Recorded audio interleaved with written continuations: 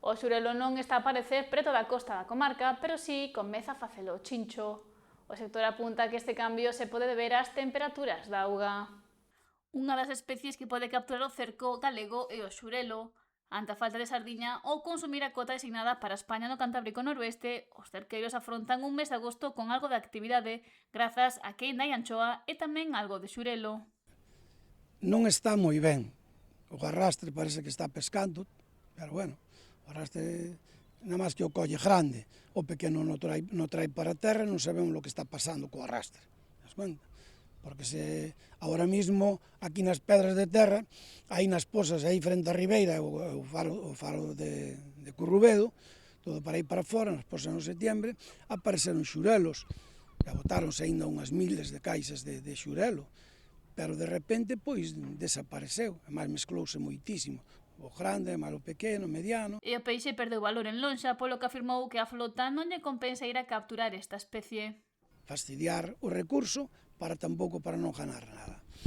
Por aquí agora está aparecendo un chincho que tiña que aparecer na primavera, e non apareceu na primavera, así máis pequeno, non apareceu, está aparecendo un pouco. Na Coruña tamén pescaron aí tamén así chincho. Vese que, bueno, que o caladeiro tampouco non van a secar. Aquí, por moito problema, debe de ser das temperaturas da agua. Xa que Pérez sinalou que nesta ocasión os pescadores non esquilmaron o recurso. Tamén moito ás veces, é que cando se xuntan todas estas grandes masas de xurelo grande aí no cantil e nas pedras de fora, se está traendo posiblemente demais. Ainda que haba o tope individual, tiñase que poñer un tope diario, que aún vai a durar máis, e o que ten menos vai a durar menos, pero un tope diario, pero non que se poida ter 30 a 40 mil kilos porque teñas 200 ou 300 toneladas de xurelo. E son os caneus, son os que veñen para aparearse, para desovar, para recuperar o mar por o ano que ven. Nos últimos tempos lamentou estás a pescar xurelo a 100 metros de profundidade. Os aparellos, díxono sempre, teñen unhas dimensións garrafales. Aquí non se mira por nada deso. Non sei por qué.